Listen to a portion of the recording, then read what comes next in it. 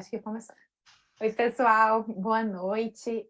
Vou começar, dando boas-vindas aqui para essa live.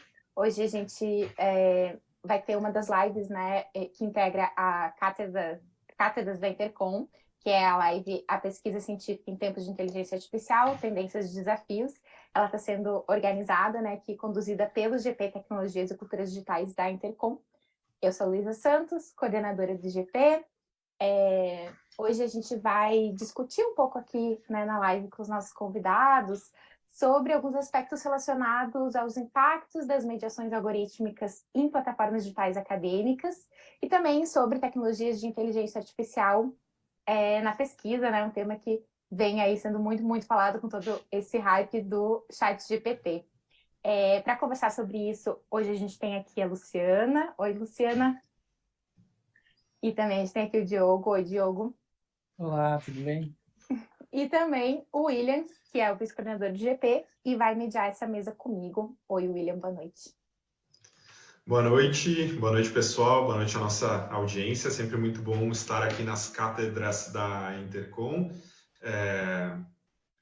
Agradecemos então a presença de todo mundo, convidamos todo mundo a acompanhar nosso GP também em diferentes plataformas, né? A gente tem um YouTube bastante atuante, com alguns debates relevantes que fizemos nos últimos anos, então já convidamos vocês para acompanhar esse material e acompanhar a nossa interessante discussão de hoje, né? Vou apresentar então os nossos convidados.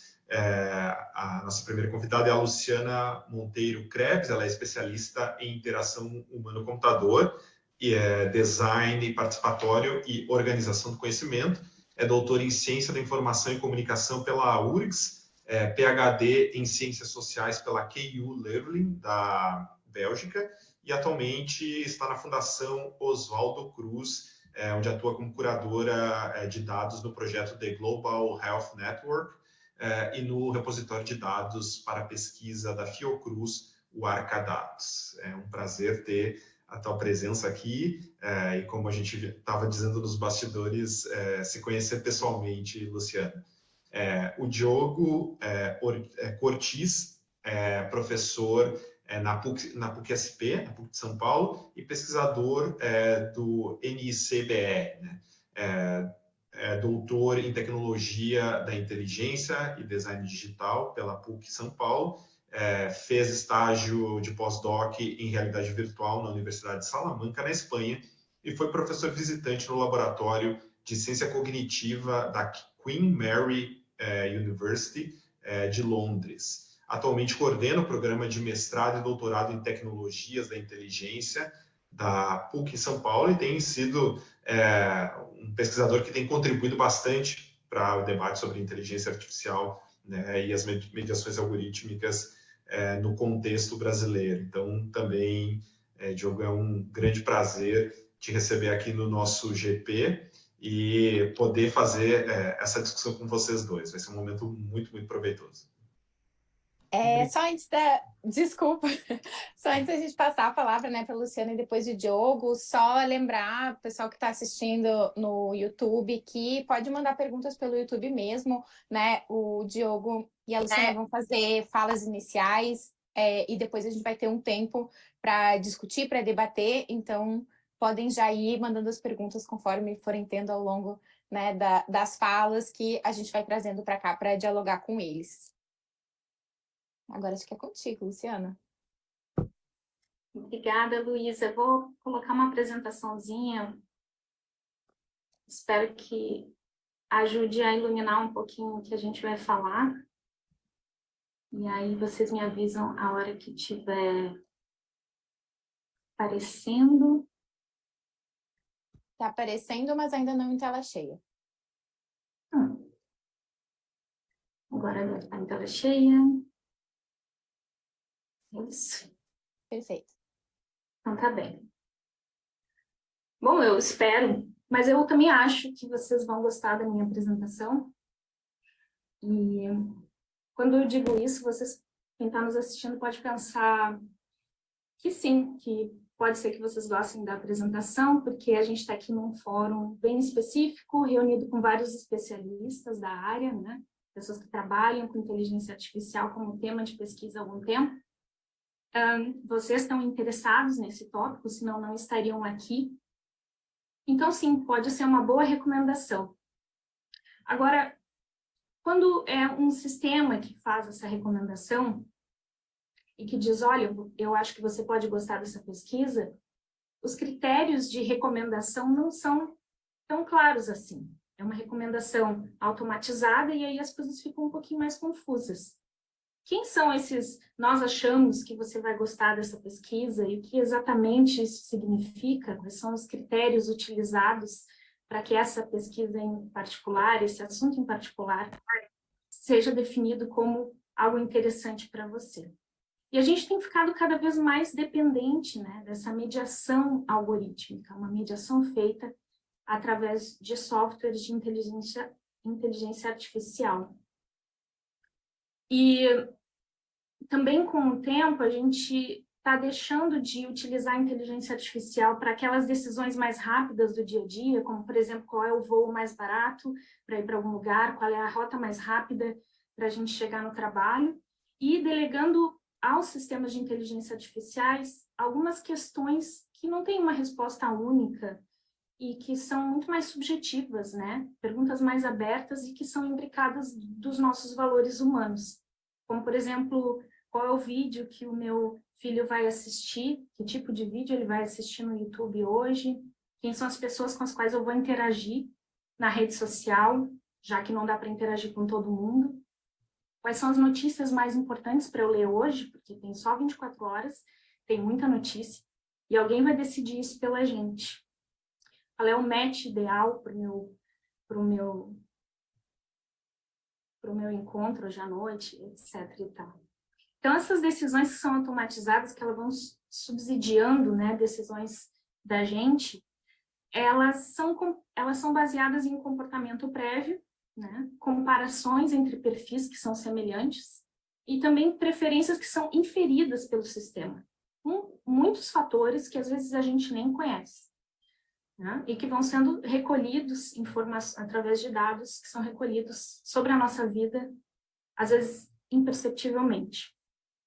E a gente não sabe ainda o suficiente sobre esses algoritmos que fazem essas sugestões para a gente. Eles são considerados ainda caixas pretas, né? Porque muitas vezes eles são protegidos por sigilo comercial, eles são bastante voláteis em função da mudança da tecnologia o tempo inteiro, né? E também variam entre plataformas. Às vezes a gente pode mergulhar em uma e o algoritmo que a outra usa é diferente. Então, olhar com atenção e com cuidado para esse processo é algo que é urgente, embora pareça um pouco inconveniente e bastante complexo, né, para as pessoas que não se dedicam a isso exclusivamente. Mas a dinâmica algorítmica, ela está sendo apontada como a raiz de vários problemas para a nossa sociedade, como a desinformação, a polarização, a radicalização, o vício e alguns danos também à saúde das pessoas, a saúde mental, como o burnout, por exemplo. Isso quem está dizendo não é a Luciana, não são somente os pesquisadores e especialistas, mas os próprios designers e ex-funcionários de grandes big techs, né, de grandes empresas de tecnologia, como a gente pode ver em documentários ali de 2020, The Social Dilemma e Coded Bias. Todos eles, esses e outros materiais, eles advogam por mais transparência e por responsabilização pelas decisões que são tomadas de design pelas plataformas. Porque, ao tomar essas decisões, as empresas decidem o que a gente pode ou não fazer dentro do ambiente digital. Eu me debrucei sobre esse assunto porque, surpreendentemente, esse debate todo que está acontecendo, e também não é de agora, ele parece que não foca de forma alguma nas plataformas de mídia social acadêmica, ou seja, as redes sociais que fazem essa mediação algorítmica para quem faz e consome pesquisa. Então, a gente já sabe que as plataformas de mídia social acadêmica trouxeram assim, muitas vantagens para a comunicação científica, como democratizar o acesso à literatura científica, facilitar o networking, aproximar os pesquisadores do mundo todo e promover colaboração entre eles. Permitir que pesquisadores que estão no início de carreira, como eu, por exemplo, possam construir a sua própria reputação e fazer parte de conversas que antes eram restritas somente a arenas bem específicas. E também tem o potencial de facilitar o compartilhamento de dados. Mas, ao mesmo tempo, eu também reconheço que em alguns traços humanos, muito específicos, eles estão sendo habilmente engendrados no design dessas mídias sociais, com o único propósito de fazer com que os usuários permaneçam mais tempo nessas plataformas, trocando a atenção e dados pessoais por serviços gratuitos. Então, eu convido a gente a ser capaz de se perguntar o custo real dessas transações. E eu mostrei logo atrás a capa da minha tese. Esse aqui é um quadro que mostra a metodologia dela, e eu, obviamente, não vou entrar em todos os detalhes, mas eu vou mostrar um pouquinho mais rapidamente que eu tive duas abordagens, uma abordagem mais baseada na plataforma e a outra mais baseada no usuário, nos seres humanos. Eu fiz uma análise de interface, uma consulta à empresa que é responsável por essa plataforma, utilizando o acesso à Lei de Proteção de Dados, a LGPD, Lei Geral de Proteção de Dados. Deixa eu só colocar aqui para tocar. Essa aqui, dentro da análise da plataforma, eu fiz utilizando o método walkthrough. Essa aqui é a consulta que eu fiz aos scripts, ao código do ResearchGate, que foi uma das plataformas que eu investiguei. Eu também fiz análise de patente. Depois disso, eu falei com usuários, eu fiz entrevista em profundidade e também trabalhei com jogo de pesquisa. O jogo de pesquisa, ele é um método qualitativo, criativo, em que a gente utiliza todos os elementos lúdicos de um jogo para ajudar os participantes a expressarem e pensarem sobre a mediação algorítmica. E enquanto eles estavam jogando o jogo, eu pude coletar dados sobre as decisões que eles estavam tomando. Claro que por questão de tempo eu não vou me concentrar no jogo, mas já tem um vídeo no YouTube meu falando sobre como esse jogo foi criado e alguns dos resultados. Então, falando um pouquinho de o que resultou dessa pesquisa, né, o estudo de caso com o ResearchGate, ele mostrou que quase todo o conteúdo compartilhado na plataforma é mediado por algoritmos, a recomendação de pesquisadores que a gente pode seguir, as publicações a serem lidas, empregos para os quais você pode aplicar. E eu descobri também que 67% das palavras-chave que são usadas no perfil do usuário, elas são inferidas pelo sistema. Ou seja, elas nunca foram informadas pelo usuário. Então, palavras-chave que definem quem é a Luciana enquanto pesquisadora, quais são os tópicos que a interessam, quase 70% disso foi o sistema que inferiu. E, além disso, eles ficam também escondidos atrás da interface. Essas palavras, como eu mostrei para vocês, eu fiz a análise da interface, depois eu fui para o código, a patente, eu conversei com a empresa, pedi informações que eles são obrigados a fornecer a respeito da mediação algorítmica. E aí a gente descobriu que tinha muito mais do que o que estava ali na interface. Então, essa mensagem na interface dizendo que o usuário pode alterar as palavras-chave do perfil para melhorar as recomendações, ela é verdadeira, mas só para 33% daquelas palavras-chave que estão ali definidas. Então, não deixa de ser enganoso, porque dá falsa sensação de controle para o usuário, mas, na verdade, a grande maioria é decidida pelo sistema.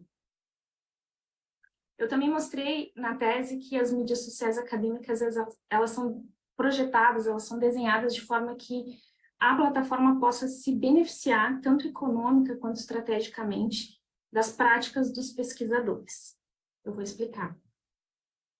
O ResearchGate, ele valoriza as interações dentro da plataforma. Então, fazer um upload de uma publicação de texto completo, interagir em fóruns de perguntas e respostas, e você angariar seguidores também são benéficos, não só para o pesquisador, mas para a plataforma também. Porque as perguntas, elas envolvem os usuários, o upload de publicações da plataforma, acesso a conteúdos que de outra forma seriam protegidos por paywall, e os seguidores aumentam a confiança no ambiente digital. Afinal de contas, se todos os meus colegas estão numa plataforma, eu quero estar lá também. E ao estimular os pesquisadores a compartilharem os seus próprios trabalhos, a plataforma pode, então, oferecer essa publicação gratuitamente aos outros usuários, o que aumenta a adesão de novas pessoas e é identificado como o mecanismo de mercantilização, em que as plataformas transformam objetos, atividades, emoções e ideias online em mercadorias negociáveis. Nós também identificamos que os algoritmos reforçam estereótipos e vieses. Por exemplo, ele toma uma decisão automatizada para selecionar o conteúdo que vai ser mostrado ao usuário, com base numa relevância inferida. Então, ainda que o usuário possa decidir no que ele vai clicar, a filtragem automatizada restringe o universo de escolha de conteúdo. Então, as mídias sociais, elas tendem a exibir mais um viés de homogeneidade do que quando a gente compara com mecanismos de busca, por exemplo. Embora os mecanismos de busca também tenham viés de homogeneidade. Além disso, a gente também concluiu que a reputação dos autores de publicações científicas, é um dos fatores que impactam a mediação algorítmica, tanto para a classificação das publicações, quanto para a identificação de candidatos a especialistas em uma determinada área. Fique com isso em mente. Por meio do processo de inferência dos especialistas que o sistema faz, olha, eu acho que a Luísa Santos pode ser uma especialista nesse assunto. Como o sistema faz essa inferência, os autores com maior reputação na plataforma ganham mais destaque no feed. Eles são movidos para mais perto do topo na lista de recomendações, o que pode levar ainda mais leituras e citações. E, portanto, é um reforço da reputação já existente. Esse fenômeno, ele caracteriza o que Merton, lá em final dos anos 60, chamou de o efeito Mateus da vantagem acumulada na ciência, que é encontrado quando o crédito do trabalho de um conjunto de pesquisadores é dado ao investigador mais conhecido em um campo, independentemente da contribuição dele no projeto de pesquisa.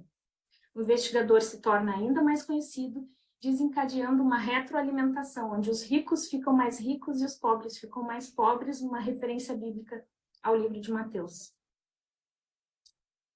A gente também investigou a forma como essas redes moldam a maneira como uma pessoa vê os seus pares, como vemos o outro. E isso ficou mais ou menos caracterizado como um outro bastante participativo, porque compartilha todas as suas conquistas, interage constantemente com outros usuários, e bastante produtivo, publicando, sendo citado e aumentando a sua reputação. Qualquer pessoa que já utilizou o ResearchGate sabe que as notificações que a gente recebe, em geral, são de fulano publicou, fulano foi citado, e assim por diante. E os participantes, eles valorizam ter uma plataforma de busca de conteúdo que é relevante para eles. Eles acreditam que receber recomendações adequadas devem fornecer dados, que para receber essas recomendações adequadas, eles devem fornecer dados suficientes para o sistema. E aí a mensagem que fica é, quanto mais a gente investe tempo em compartilhar, mais aquela personalização vai ser melhor para a gente. E isso não é uma coincidência, porque em um ambiente de dados o comportamento participativo é obrigatório, porque a própria plataforma sobrevive às custas do conteúdo fornecido pelos usuários, como eu já falei da mercantilização.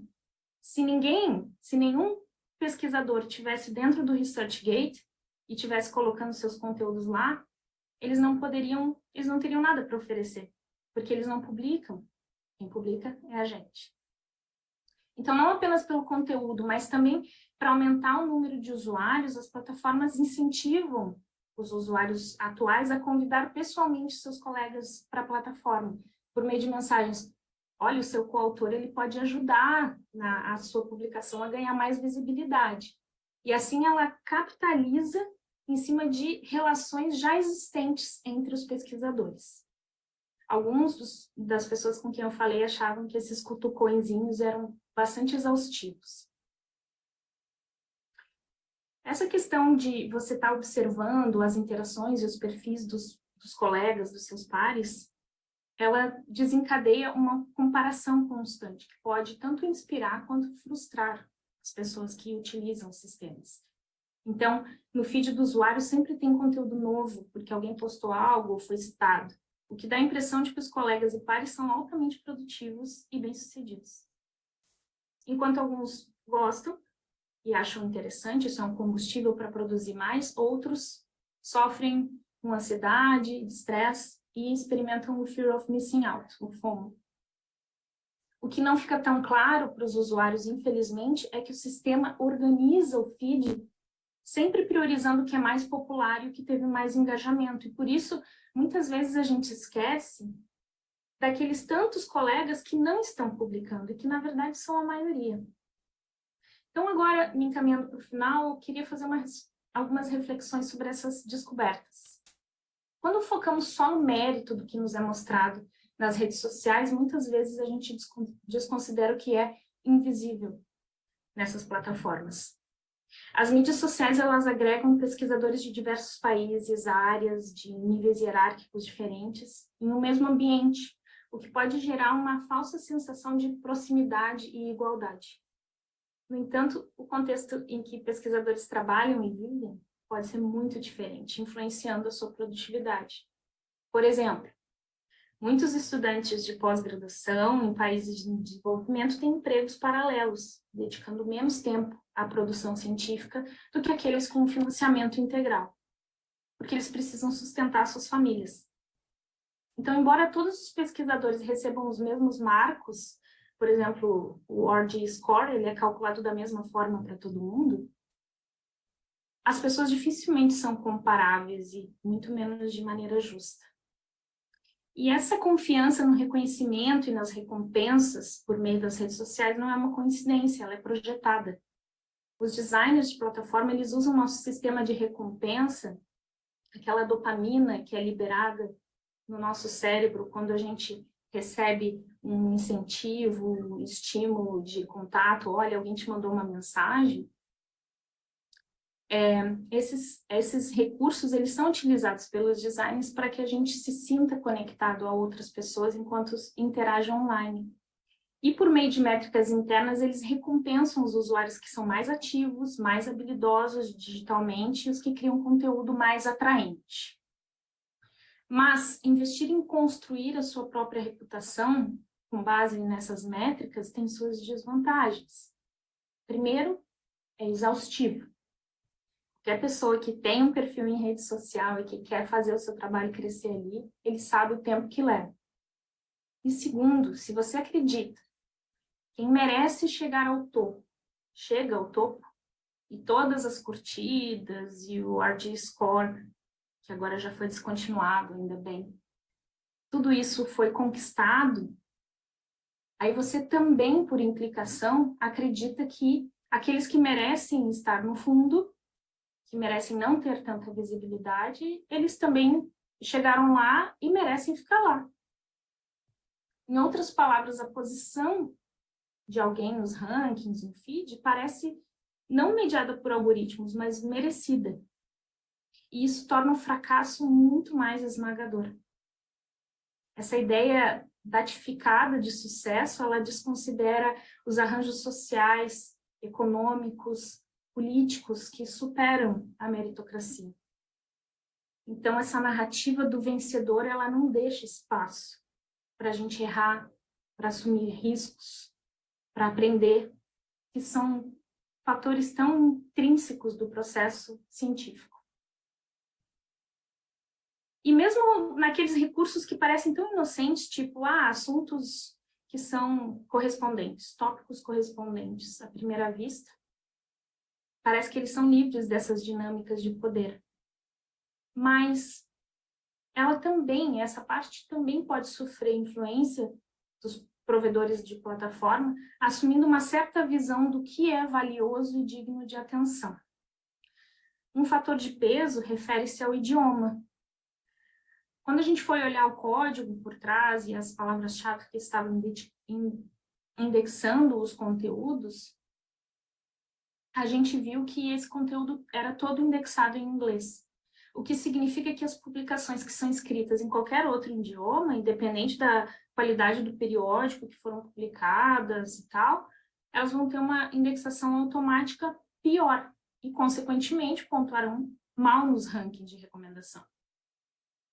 Outra questão é o alto nível de inferência do perfil dos usuários. Também pode ameaçar um pouco a autonomia das pessoas que buscam informação nessas redes. Se as palavras-chave que definem quem você é em uma plataforma estão ocultas e impossíveis de mudar, e quase 70% delas são suposições do sistema, então, onde que está a sua independência para buscar conteúdos? E a gente também deve se perguntar por que no ResearchGate, que é uma rede profissional, se pergunta o gênero dos pesquisadores. O aprendizado de máquina ele é treinado com dados anteriores, dados do passado, mas se a gente já tem grandes lacunas de gênero em algumas disciplinas, como por exemplo nas STEMs, recomendar o trabalho de um homem, que era a maioria no passado, vai reforçar essa lacuna. Se você continua recebendo referências e indicações masculinas, provavelmente você vai eventualmente citar uma. E enquanto alguns pesquisadores observam os especialistas na sua área para superar essas pessoas, eu vou ali e compete meio que internamente com eles, outros preferem só seguir o exemplo por admiração e respeito. E a gente também pode argumentar que essa última motivação também é uma forma de competitividade, porque em estudos de citação, na ciência da informação, já se sabe que alinhar a pesquisa com as autoridades do campo também é uma forma de persuadir o leitor, a fim de garantir o capital científico, né, que Bourdieu falava. Não sou eu que estou dizendo, são os especialistas. Então, assim, a gente poderia entender como uma competitividade por meio da colaboração. E nessa perspectiva, parece que os grandes nomes, eles acabam assumindo o papel de influenciadores digitais, já que as pessoas olham para os especialistas com essa ideia. No entanto, as plataformas como ResearchGate, elas também inferem quem são os especialistas. Lembra que eu falei da inferência de especialistas? Então, usando essa lógica de recomendação implementada por máquina. E aí, nesse sentido, eles podem estar definindo também quem são os pesquisadores que são mais importantes e que devem ser seguidos. Será que são as máquinas que estão decidindo quem são os pesquisadores mais importantes do futuro? Então, para fechar, eu queria falar rapidamente do meu trabalho, agora atual na Fiocruz, porque a gente fica pensando como é que a gente pode, enquanto pesquisadores, atuar para equilibrar um pouco mais as forças dessa dinâmica toda. Aqui na Fiocruz, eu sou curadora de dados e eu estou atuando no projeto internacional do Global Health Network e no Arcadados, que é o repositório de dados de pesquisa oficial da Fiocruz, criado para promover a ciência aberta e cidadã. Esse projeto, ele tem a participação de diversos agentes do mundo todo, que estão pensando a pesquisa em saúde de forma a diminuir as desigualdades e aumentar a autonomia de países tradicionalmente menos privilegiados em pesquisas científicas dentro da área da saúde. A The Global Health Network e a Health Data Research Global, elas se esforçam para promover uma equidade e desenvolver a capacidade de pesquisa local em todo o sul global. Então, de certa forma, atuando na decolonização da produção de conhecimento. Para facilitar esse trabalho, a TGHN e a HDR Global promoveram parcerias na África, na Ásia e na América Latina, onde a Fiocruz é o principal parceiro. E uma doação recente da Fundação Bill e Melinda Gates apoiou a capacitação em ciência de dados em particular. E nesse hub de Data Science, a gente busca a construção de ambientes propícios para pesquisa em saúde e ciência de dados, e também a geração de novas evidências por meio de projetos pioneiros, utilizando o Data Science, realizado em colaborações mais amplas. Então, com a disponibilização de datasets, de resultados de pesquisas existentes, que a gente possa conectar esses datasets através da inteligência artificial e para gerar novas descobertas acadêmicas e científicas na área da saúde. Esse trabalho inclui mapeamento de processos de pesquisa, capacitação de agentes de saúde para ferramentas de ciência de dados e muitas outras iniciativas. E o lema desse trabalho é Learn by Doing, que é aprender enquanto a gente faz. Eu agradeço a atenção de todos vocês e queria reforçar que as pinturas, tanto da apresentação quanto do meu livro da tese, que também está disponível para venda, foram feitas pela Chloe Dietrich. Obrigada. Obrigada, Luciana. Nossa, já muitas coisas assim para a gente conversar a partir do seu trabalho. Vamos bater um papo então ao final. Vou passar para o Diogo fazer a fala dele, depois a gente faz algumas perguntas. Legal, obrigado, gente. Eu tô com uma pequena pane aqui no meu computador, não tô conseguindo abrir a apresentação. Deixa eu tentar de novo. Mas é um bug no meu Zoom mesmo. Deixa eu tentar de novo aqui. Bom, não tá indo mais para não perder tempo, então vamos sem o PowerPoint mesmo. Então, boa noite, pessoal. Prazer estar aqui. Agradeço o convite da Luísa, do William. E a ideia, acho que é contar um pouco do que eu venho pesquisando nesses últimos meses, nesses últimos anos, com AI. E também acho que dialogar um pouco de perspectivas que eu vejo de uso da inteligência artificial no processo de pesquisa, né?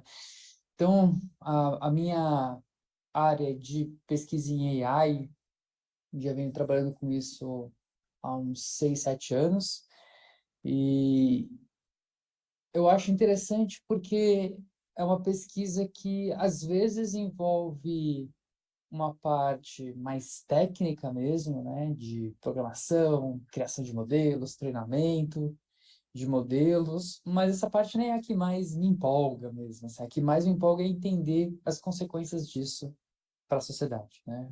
Os potenciais usos, as consequências disso, questões éticas, questões de regulação, a transformação que isso vai fazer.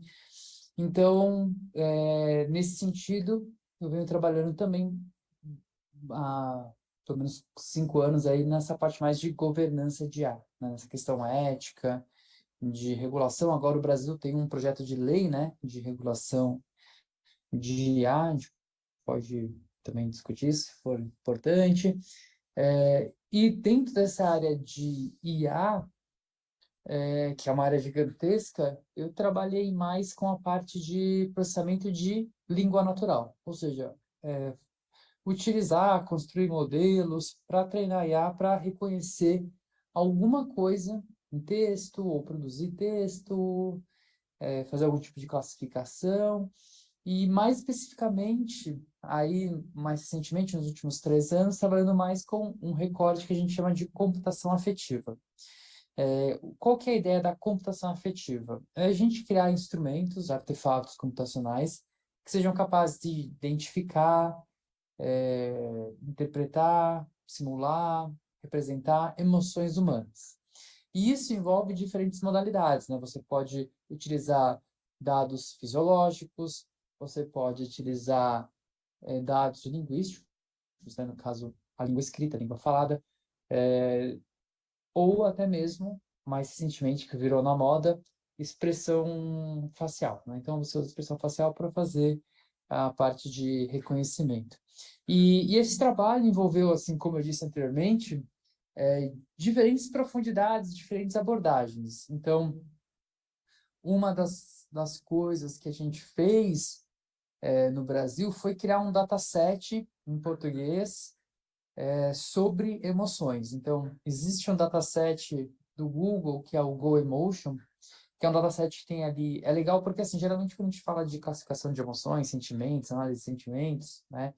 A gente fala sempre de, é positivo, negativo ou neutro, né? Então, analisar uma mensagem, analisar um conteúdo, e a gente foi para uma coisa mais granular, assim, mais refinada, de trabalhar com mais categorias. Então, a gente parte de um framework que surgiu em Berkeley, né? Que chama Semantic Space, que tem aproximadamente 37 categorias de emoções. Então, tem as raiva, tristeza, alegria, né? Mas isso vai entrando num nível mais granular. Por exemplo, tem admiração, orgulho, aprovação, desaprovação, ressentimento. Então, ali a gente tem uma taxonomia maior de dados. E existia um dataset que foi construído há 2 anos pelo Google, junto com o Berkeley, mas era em inglês. Então, a gente fez um processo de adaptação desse dataset para o Brasil. Como que a gente fez isso? Um primeiro passo, né, assim, é muito temerário só traduzir as coisas, porque senão a gente está levando toda uma questão cultural, né? Então, a gente fez uma adaptação dessa taxonomia para o português. Então, a gente fez uma parceria com o Laboratório de Neurociência Social e Cognitiva aqui de São Paulo, e junto ali com os neurocientistas, psicólogos, linguistas, só acho que tinha gente da antropologia também, a gente fez um processo de adaptação dessas categorias de emoção. Então, algumas emoções, a maior parte, óbvio, a gente tem uma prevalência no Brasil e na língua portuguesa, outras não, a gente removeu, e outras entraram, né? Por exemplo, como saudade. Então, o primeiro passo foi adaptar isso, e uma vez que a gente fez, né, esse processo de back translation e adaptação cultural, a gente chegou numa classificação ali de emoções em português, e aí a gente começou a construir um dataset, né? Então, a gente coletou dados, amostras de diferentes redes sociais, e isso passa por um processo de anotação. Então, a gente teve pelo menos 3 anotadores anotando cada sentença, de forma individual, né, de forma não sabia o que eu estava anotando, para chegar no dataset final, que é um dataset supervisionado, que a gente chama, né? Então, um dataset que tem ali textos em português e que tem as marcações de expressões emocionais. E a partir disso, a gente treinou modelos e a gente usa em diversas pesquisas, assim, para entender. A gente fez uma pesquisa recentemente, no fim do ano passado, que era para entender o nível de engajamento no discurso político durante as eleições. Então, a gente fez uma pesquisa mais ou menos assim. A gente mapeou quais eram os principais nós, ou usuários, de apoio ao Bolsonaro, de apoio ao Lula, né? Então, a gente tem uma rede pró-Bolsonaro, uma rede pró-Lula, e a gente avaliava, né, isso usando inteligência artificial, né, os modelos que a gente desenvolveu e treinou, a gente via os conteúdos. E a gente também criou um dataset sobre fundamentos morais, né? Então, a gente trabalhou com a teoria do Jonathan Haidt, dos 6 fundamentos morais. A gente criou um dataset em português sobre fundamentos morais, que não existia. Então, a gente consegue identificar se tem algum fundamento moral numa mensagem. E a gente avaliava, por exemplo, a gente coletava esses dados e os modelos iam classificando qual era o engajamento emocional e moral nas mensagens. E de uma forma, assim, com uma interseccionalidade. Por exemplo, quando a rede do Bolsonaro falava sobre o Bolsonaro e quando a rede do Bolsonaro falava sobre o oponente, que era o Lula, quando a rede do Lula falava do Lula e quando a rede do Lula falava do Bolsonaro. A gente está terminando as análises, assim, agora, mas tem um engajamento muito grande, assim, quando você coloca um aspecto moral com uma carga negativa em relação ao outro, quando você tem o maior engajamento possível. Então, esse daí é um estudo que a gente está finalizando agora, as últimas análises e a escrita do artigo, né? Os outros artigos estão já publicados, né, em relação ao dataset, então o dataset ele é público, a gente deixou em domínio aberto e tal. Então, essa é uma das pesquisas que a gente fez mais aplicada. Só que também tem pesquisas mais na área de governança, entendendo o aspecto ético, né, de tudo isso. E aí, por exemplo, uma das contribuições que eu acho interessante, a gente, no fim do ano passado, tem um evento da ONU que chama Internet Governance Forum, acontece anualmente, né? Geralmente, cada ano é um país membro que organiza, o governo de um país membro que organiza. Esse ano vai ser no Japão, mas o ano passado foi na Etiópia. E a gente organizou um painel justamente para discutir esse aspecto da computação afetiva a partir de uma abordagem multi-stakeholder, que a gente chama, ou seja, a gente levou tanto acadêmicos, cientistas, né, neurocientistas, como o pessoal da sociedade civil, como as organizações. Então, a gente levou a própria Microsoft Research para falar desse tema. E uma coisa que a gente chegou num consenso nesse painel é que, por exemplo, o reconhecimento de emoções a partir de expressão facial é uma coisa totalmente infundada, né? Então, a gente não tem as evidências técnicas ou as evidências científicas de que seja possível fazer isso e nem as evidências técnicas que a gente conseguiria fazer isso de uma maneira representativa, né? Porque, por exemplo, a Microsoft, ela tem um modelo, ela tinha uma ferramenta e ela vendia para o mundo inteiro. A gente sabe que tem variação cultural. Então, foi bem interessante porque a própria Microsoft chegou a aposentar a sua tecnologia. Então, ela não vende mais e ela deixa o público isso. A gente não tem mais evidência científica e a gente não tem como garantir que tenha representatividade cultural, né? Então, isso é um pouco dos trabalhos que a gente vem fazendo nos últimos anos e agora, mais recente, entendendo muito o impacto que essas IAs generativas vão trazer, né? Vão trazer para diversos aspectos da nossa vida. Não vejo nenhuma área, nenhuma atividade que uma IA generativa não vai ter um impacto, né? E acho que no processo de pesquisa científico, eu acho que também vai acontecer muita coisa no processo de transformação mesmo, a partir do uso dessas ferramentas, tanto para o bem quanto para o mal, né? Eu acho que é uma ferramenta poderosa e que, se a gente utilizar com sabedoria, a gente vai conseguir extrair muita coisa dela e ela vai nos auxiliar muito num processo criativo, mas também no próprio processo científico, né? Ajudar a revisar um parágrafo, ajudar a gerar insights, né? Conversando com a própria máquina, né? Em algum caso, por exemplo, com LLM, que a gente chama, né, Large Language Model, é um chat GPT, mas não tem só o chat GPT, né? A gente tem o chat GPT, que é o mais famoso, mas a gente tem o Claude, que é da Anthropic, que é bem legal, a gente tem o do Google, e a gente tem um que é próprio científico, né, que é o Scite, SCITE.ai, que ele utiliza a base do ChatGPT, mas ele trabalha mais para a questão científica, né? Então, você consegue fazer perguntas mais acadêmicas, mais científicas, e ele tenta trazer as respostas já linkando os papers que ele utilizou para gerar aquela resposta, né?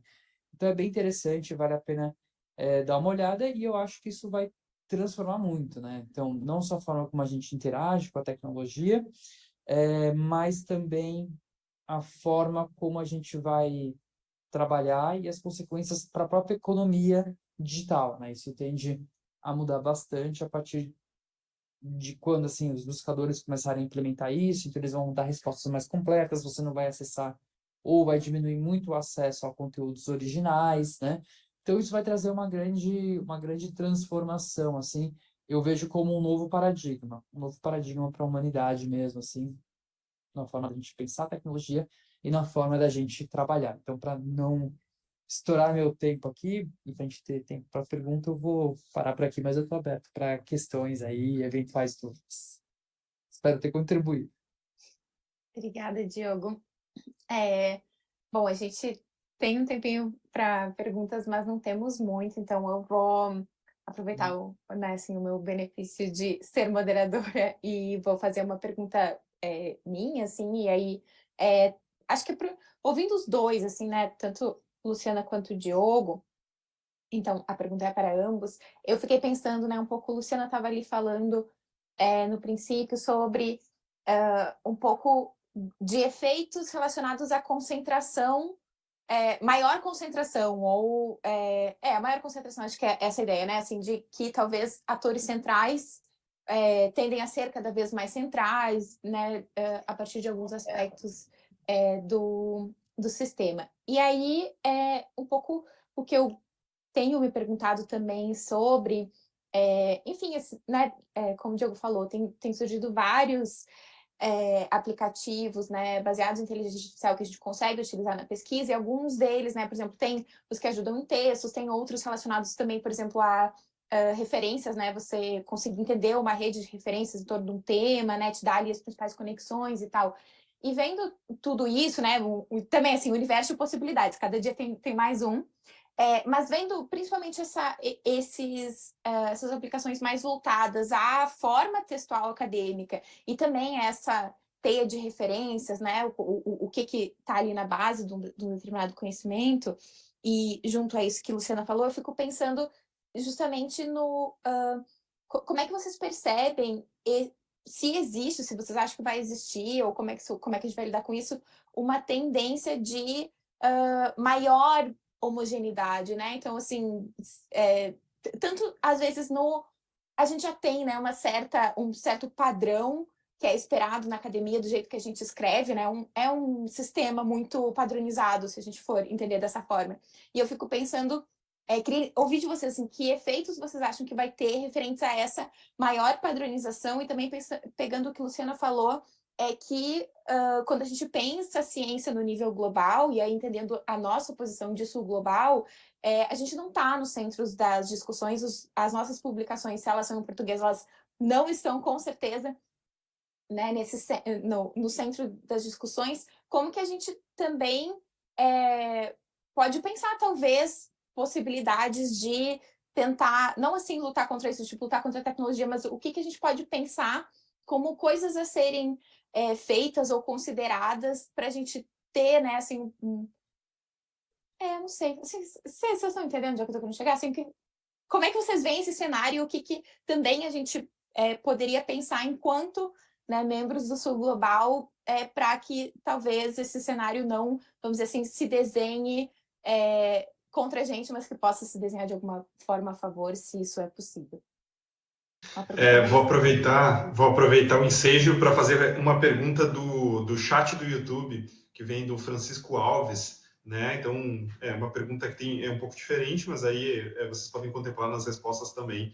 Como o uso da inteligência artificial pode impactar a produção audiovisual e como podemos fazer um vislumbre de pesquisa nesse âmbito? Aproveitando aí, então, para vocês terem tempo para responder a nossa audiência também. Vou deixar o Diogo com a parte do audiovisual e eu vou pegar a pergunta da Luísa. E eu acho que uma coisa que é importante a gente também ressaltar é que a minha pesquisa e das pessoas que eu sigo e cito no meu trabalho, ela não é uma demonização da tecnologia no sentido daquele determinismo tecnológico, do tipo, essas ferramentas fazem a gente fazer coisas, né? Essas ferramentas, elas têm affordances, elas têm coisas que nos convidam a fazer coisas, elas utilizam certos mecanismos, né? Aquela coisa a vontade de pertencimento a um grupo. Bom, então eu vou organizar a formação de grupos dentro da minha ferramenta, porque eu sei que ali as pessoas vão gostar de estar com pessoas que pensam parecido e tudo mais, né? Mas a gente também é muito mais complexo do que isso, porque existe a agentividade dos seres humanos, os valores que eles depositam e aspiram a utilizar essas tecnologias. E com isso eu quero dizer que a gente sempre tem uma escolha. Eu tenho uma escolha de, como a gente sabe, né, tem sistemas aí que correm além da meritocracia e tudo mais. Eu posso optar por citar apenas mulheres no meu trabalho acadêmico e, com isso, fazer com que mais mulheres estejam envolvidas e tenham uma reputação, tenham reconhecimento dentro da academia. Então, acho que isso vai um pouquinho ao encontro do que a Luísa estava perguntando, né? Como é que a gente pode, em primeiro lugar, entender esses mecanismos com profundidade, o que não é para qualquer um, né? Tem que ter tempo, tem que ter vontade, e todo mundo que está aqui assistindo tem essa vontade, está dedicando o seu tempo para isso. E também fazendo essas escolhas informadas, né? A gente optando por citar também autores que são do Sul Global é algo que também a gente pode considerar. E aí eu deixo para o Diogo complementar com a outra ou complementar também essa questão. Então, vamos lá, respondendo essa do audiovisual, né? Eu acho que vai impactar e vai transformar de uma forma, assim, bastante relevante toda essa indústria, né? Então, assim, não que vá... Muita gente tem um olhar muito destrutivo, né? Eu acho que, na verdade, temos que ter um olhar de transformação.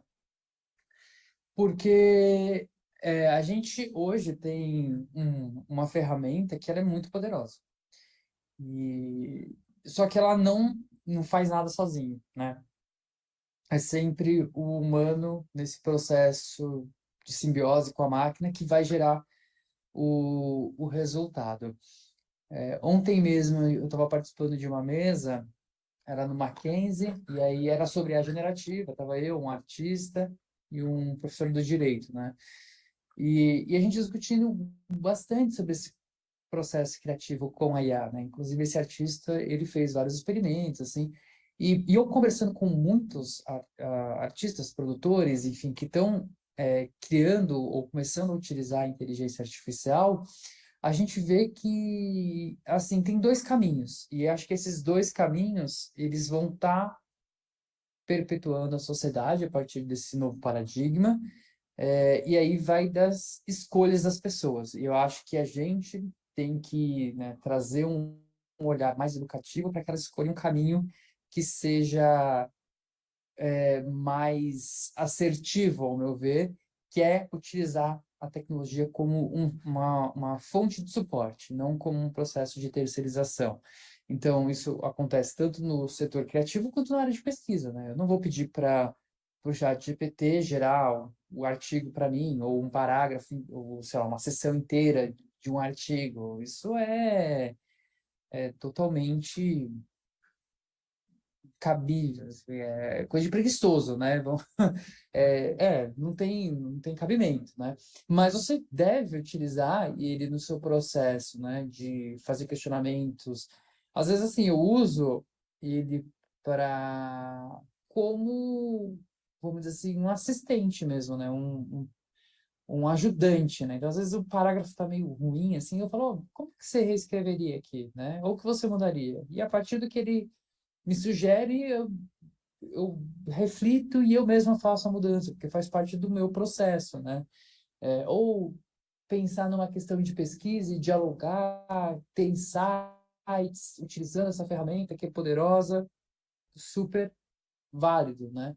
E a mesma coisa acontece com a questão da criação mais criativa, né? Do processo criativo para audiovisual, enfim. Quando a gente vê alguns tipos de conteúdos que saem da IA, a gente vai ter os dois tipos, né? A gente vai ter a interação preguiçosa, que é aquela, faz para mim tal coisa, né? E vai gerar, pode ser uma coisa legal, tal, ou pode ser uma coisa ruim. Mas a máquina não tem essa pegada do conceito, né? O conceito vem sempre do humano. E aí é até engraçado, porque teve uma obra que foi gerada por IA que ganhou um prêmio, né? Acho que foi no Arizona, e muita gente criticou tal. Só que aí quando você vê o histórico, não foi que o cara chegou, sentou na máquina e pediu qualquer coisa. Ele teve mais de 800 interações para chegar naquele resultado final, né? Ou seja, e aí depois ele editou ainda. Então, quer dizer, existe aí um processo criativo novo, né, que a gente está descobrindo esse novo paradigma. Mas eu acho que é uma forma que isso vai mudar todo o mercado audiovisual. E aí tem uma questão, que é dos direitos autorais e de uma apropriação do trabalho humano, que tem que ser feito. Porque a gente tem o Midjourney, né, que é uma mais utilizada e tal, e a gente tem outras ferramentas. Então, a Adobe fez o dela, o Adobe Firefly.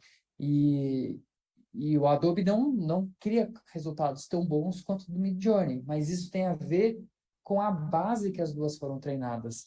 Porque a Adobe, ela utilizou só suas imagens do seu banco e imagens licenciadas. O Midjourney, ele fez uma grande apropriação em larga escala de conteúdos que estavam na internet. Então, obviamente, que ele vai conseguir gerar imagens que o Adobe Firefly não tem, né? Então, a gente tem que discutir muito também essa questão de direitos autorais aí pela frente.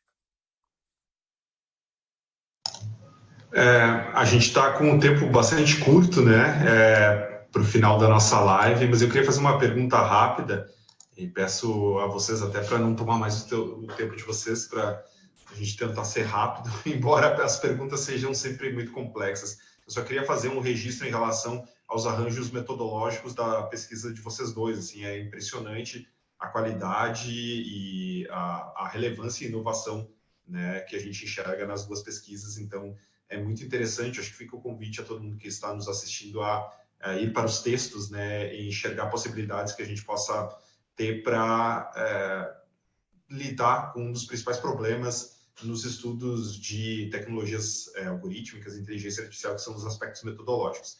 A minha pergunta é sobre regulamentação. Existe uma grande dificuldade de compreensão da natureza das tecnologias computacionais no contexto da regulamentação. Aí eles colocam muito peso sobre a ação, né, sobre o dolo ou a ausência de dolo, por exemplo. Né, como vocês enxergam esse debate diante de sistemas que são extremamente multiestruturados, são estruturados em múltiplas camadas, né, e que camadas que dependem de múltiplos agentes que muitas vezes atuam sem saber que estão atuando, no caso da própria produção de dados, né, produções de dados que são feitas por exemplo, trabalhadores mal pagos em países do sul global. Então, como vocês enxergam quais são as dificuldades para regulamentar uma tecnologia tão complexa quanto a inteligência artificial? Vou deixar para o Diogo, que é a fácil. Vou deixar para o Diogo, que está trabalhando aí na PL. Bom, é uma dificuldade, né, que tem, porque qualquer pensamento de regulação, de tecnologia, a gente vai ter um desafio de entender o que a gente quer regular. Acho que é o primeiro ponto, né? Tem, acho que dois principais pontos, é o que regular e como regular. E hoje o Brasil ele tem um projeto de lei, né, que foi estabelecido a partir de um longo debate há alguns anos. Começou com um projeto no Senado que estava meio esquisito, e aí o próprio Senado formou uma comissão de juristas. Essa comissão de juristas fez várias audiências, então, inclusive, eu fui convidado, participei de algumas, e eu acho que hoje é um projeto de lei, assim, um pouco mais robusto, muito conectado e muito alinhado com o AI Act, que é o projeto de lei de regulação da União Europeia, né? Que tenta regular a inteligência artificial muito a partir do seu uso e com foco, né, centrado nas pessoas, né, no interesse das pessoas.